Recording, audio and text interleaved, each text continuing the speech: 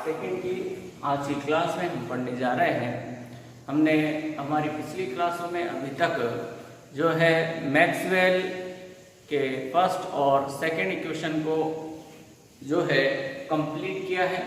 आज हम जो है मैक्सवेल के थर्ड और मैक्सवेल के फोर्थ इक्वेशन को कंप्लीट करेंगे। तो मैक्सवेल के थर्ड और फोर्थ इक्वेशन को हम देखते हैं। मैक्सवेल का फर्स्ट इक्वेशन हमें फाइंड आउट होता है ऊष्मागतिकी के प्रथम नियम से, और अब हम पढ़ने जा रहे हैं मैक्सवेल का थर्ड इक्वेशन। तो हम जानते हैं मैक्सवेल नंबर 3 मैक्सवेल का तृतीय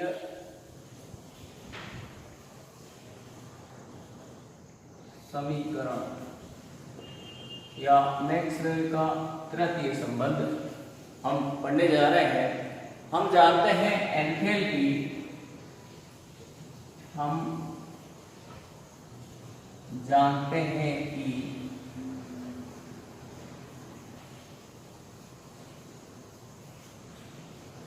enthalpy H is equal to U plus PV के रूप में हमें फाइंड आउट होती है। इस U प्लस पीवी जो हमारे पास एंथैल्पी है, इसको हम डिफरेंशिएट करते हैं। So dH is equal to du plus p dv plus v dp के रूप में हमें इक्वेशन फाइंड आउट होती है। हम जानते हैं ऊष्मागतिकी के प्रथम नियम से, चूंकि dq is equal to du plus p dv, ये थर्मोडायनेमिक्स का जो फर्स्ट लॉ होता है, और यहाँ से हम इस पद की वैल्यू dq के रूप में रख सकते हैं।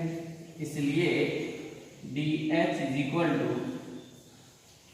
dq प्लस v d, ये हमें इक्वेशन फाइंड आउट होता है। इसे देते हैं इक्वेशन 1, इक्वेशन फर्स्ट इसको हम देते हैं। अब यहाँ जो h है वो q और p का फंक्शन है। h is equal to function of q and p, जो h है वो q और p का फंक्शन है। अब जो हमें इक्वेशन फर्स्ट फाइंड आउट हुई है, इस इक्वेशन फर्स्ट का हम विद रेस्पेक्ट टू s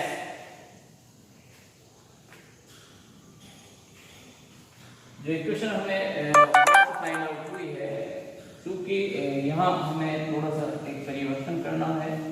देखिए जो dq होता है, क्योंकि dq is equal to t ds के रूप में होती है, तो इसको फिर हम चेंज करते हैं। dh is equal to t ds plus v dp के रूप में। तो हम इसे इक्वेशन फर्स्ट ले लेंगे, ये हो गया हमारी इक्वेशन 1। तो ये हमारी इक्वेशन फर्स्ट है, और h is equal to function of s and t, ये यानी कि जो एंथैल्पी है वो फंक्शन होगी एंट्रोपी s और प्रेशर p का। अब हम देखते हैं यहाँ पर कि हम सबसे पहले s के रेस्पेक्ट में इसको डिफरेंशिएट करेंगे, p को कांस्टेंट रखेंगे। Differentiate equation 1 with respect to s and p is constant, p को कांस्टेंट रखेंगे। तो देखिए विद रेस्पेक्ट टू s इसको डिफरेंशिएट करें तो हमें मिलेगा del h upon del s, p constant है, तो p कांस्टेंट है, ये पद 0, यहाँ बचेगा हमारे पास t। इसे क्वेश्चन नंबर 2। आगे differentiate equation two with respect to P and S is constant। S को हम क्या रखेंगे, कांस्टेंट रखेंगे। Del by del P del H upon del S P S constant is equal to del T upon del P S constant. ये हमारे पास equation third, ये हमारे पास इक्वेशन नंबर थर्ड हमें फाइंड आउट होती है। इसके बाद हम इक्वेशन नंबर फर्स्ट को अब जो है सबसे पहले P के रेस्पेक्ट में जो है डिफरेंशिएट करेंगे। समीकरण differentiate equation 1 with respect to P and constant is S. So del H upon del P S constant, यहाँ S constant है तो ये पर 0, यहाँ बनेगा हमारे पास V। इसे देते हैं हम equation 4।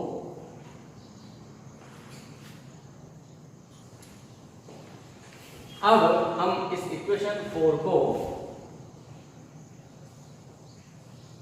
Again differentiate equation 4 with respect to S and P is constant। P को कांस्टेंट रखेंगे तो del by del S del H upon del P S, P को कांस्टेंट रखा, del V upon del S P constant. Equation number 5, ये equation हमें 5 हमें find out होती है। इस इक्वेशन नंबर 5 के बाद अब देखिए हमारे पास जो अवकलज के गुणधर्म हैं उनके अनुसार समीकरण 3 और समीकरण 5 के जो लेफ्ट पार्ट है वो इक्वल होते हैं, और जब लेफ्ट पार्ट इक्वल है तो राइट पार्ट भी क्या होने चाहिए, इक्वल होने चाहिए। तो इस बात का हम उपयोग करते हुए हम कह सकते हैं कि जब लेफ्ट पार्ट इक्वल है तो राइट पार्ट भी इक्वल होंगे। तो इस तरह से समीकरण 3 और 5 की तुलना से from equation 3rd and 5 del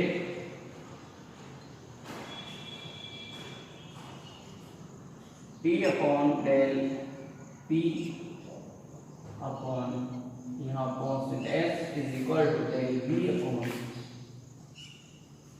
del S P। ये हमारे पास इक्वेशन हमें फाइंड आउट हुई, ये कहलाती है मैक्सवेल का तृतीय समीकरण। ये जो इक्वेशन हमें फाइंड आउट हुई इक्वेशन नंबर 6, ये इक्वेशन नंबर 6 हमें मैक्सवेल का तृतीय समीकरण प्राप्त होता है इक्वेशन नंबर 6 के रूप में। ये है हमारे पास मैक्सवेल का तृतीय समीकरण। समीकरण 6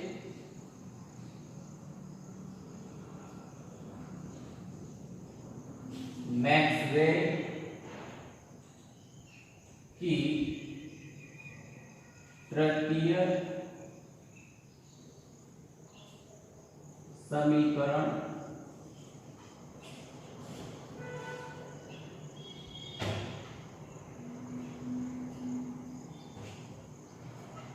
कहलाती है। ये बात की हमने मैक्सवेल के तृतीय समीकरण जो कि हमें फाइंड आउट होती है एंथैल्पी के द्वारा। अब हम बात करेंगे मैक्सवेल के चतुर्थ इक्वेशन पर, मैक्सवेल के चौथे इक्वेशन को हम फाइंड आउट करेंगे। तो देखिए मैक्सवेल का चतुर्थ। अब हम बात करते हैं मैक्सवेल के चतुर्थ समीकरण की। मैक्सवेल का चतुर्थ समीकरण, तो हम जानते हैं कि गिब्स मुक्त ऊर्जा G = U + PV - TS के रूप में हमें फाइंड आउट होती है। गिब्स मुक्त ऊर्जा यानी कि जो मैक्सवेल का चतुर्थ समीकरण है वो मिलेगा हमें गिब्स मुक्त ऊर्जा समीकरण के द्वारा। तो हम जानते हैं कि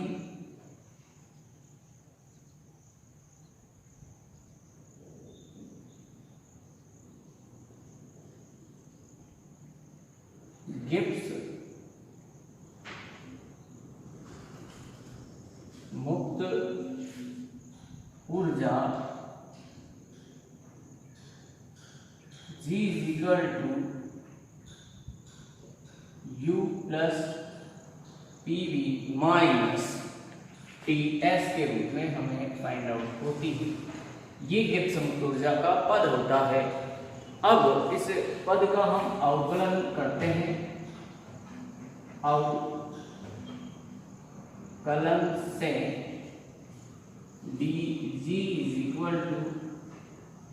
du + pdv + v dp - tds - s dt। ये हमने इसको अवकलित किया, एक को कांस्टेंट रखते हुए दूसरे का अवकलन यहाँ हमने किया, तो हमें ये इक्वेशन फाइंड आउट होती है। ये इक्वेशन हमें फाइंड आउट होती है। अब इस इक्वेशन में देखिए कि हम जानते हैं dq = du + pdv, ये थर्मोडायनेमिक्स का जो फर्स्ट लॉ है उसके अकॉर्डिंग है। dq = du + pdv के रूप में होता है। तो यहाँ dq = du + pdv, इसको हम रिप्लेस कर सकते हैं dq से, तो कर दीजिए। dg = dq + v dp - tds - s dt के रूप, ये हमने कर। और चूंकि dq = tds होता है तो यहाँ इस वैल्यू को रखते हैं। G = tds + v dp - tds - s dt। सो यहाँ tds से tds cancel, dg = v dp - s dt के रूप में ये इक्वेशन हमें फाइंड आउट होती है। अब ये जो इक्वेशन हमें फाइंड आउट हुई इसे देते हैं हम इक्वेशन फर्स्ट। ये इक्वेशन नंबर फर्स्ट हमें फाइंड आउट हुई, dg = इस रूप में। ये जो यहाँ जो g है that is function of p and t। p और t का यानी कि प्रेशर और टेम्परेचर का जो है ये फंक्शन होता है, फलन होता है। g जो है फंक्शन है प्रेशर का और t का। अब हम इसको अवकलित करते हैं इक्वेशन फर्स्ट को। सो हम देखते हैं, differentiate equation 1 with respect to p and constant is t।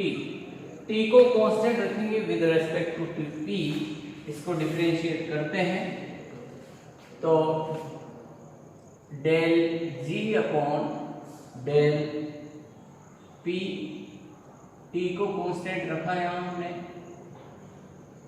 Is equal to t को कांस्टेंट रखा तो ये पद क्या हो जाएगा 0, यहाँ बचेगा आपके पास v।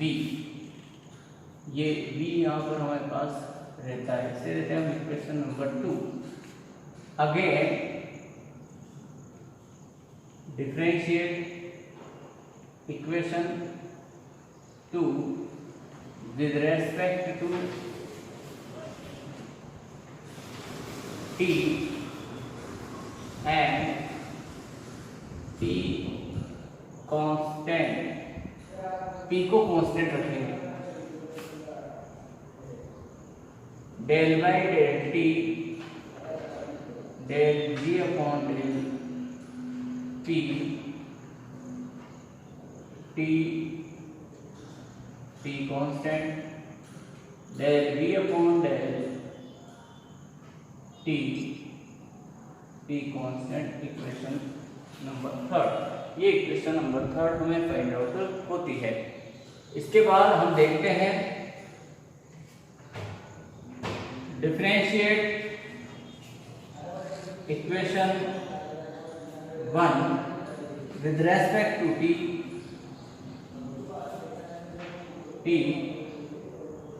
and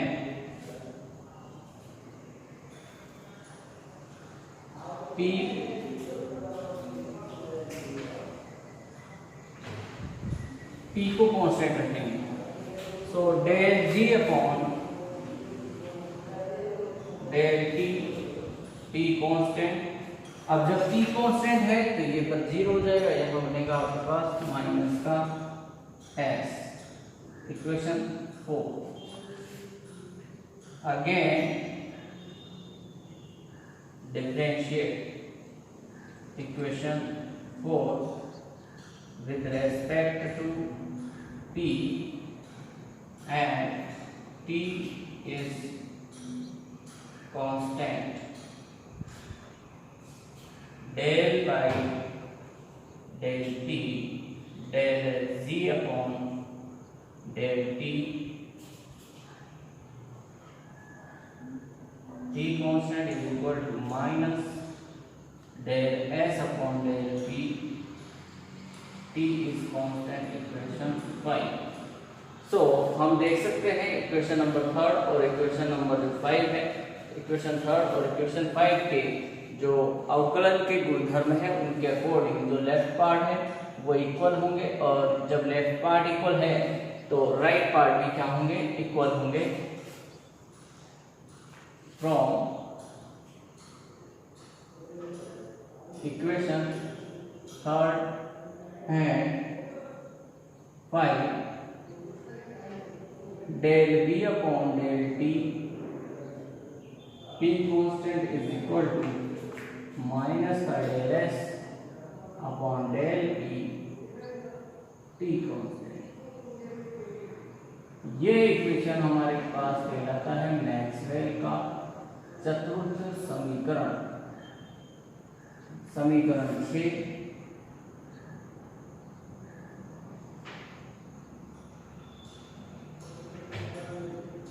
मैक्सवेल का